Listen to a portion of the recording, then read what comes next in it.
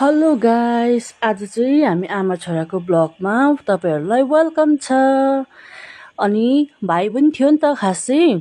अनि भाइ चाहिँ दादाले बोलाउनु भयो अनि उ चाहिँ गयो नि त। अनि हामी आमा छोरा मात्रै आयो भिडियोमा हो। अनि छोरा चाहिँ खान थालिहाल्यो, आलु भुटेको थिएँ नि त मैले बस्तीको आलु र मटर।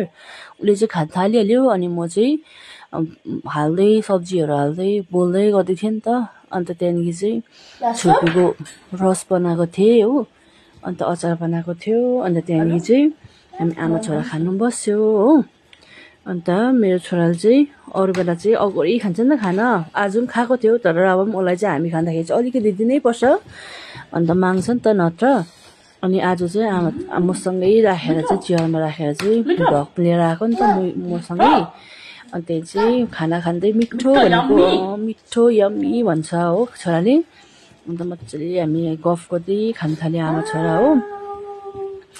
गफ गर्दै खायो खाना हामीले हो। अन्त त्यहाँदेखि चाहिँ सादा खाना चाहिँ मिठो भएको थियो नि त। मैले त्यो खोर्सानी सोर्सानीहरू केही हालेको थिएन, किन अचार एक्स्ट्रा बनाएको थिएँ नि मैले चाहिँ। अन्त खाना खाने नक्कल पारेर आँखा चिम गरेर हो मलाई चाहिँ हँसाएर उसले हो घरि घाट टाउको माथि उचालेर चाहिँ उयो खान्छ भात हो। अनि मैले सुप खाँदै थिएँ नि त। सुप खाँदा खाँदै अन्त खाने भनेको खाने सुप खाएर पनि फेरि नक्कल पार्न थाल्यो हो।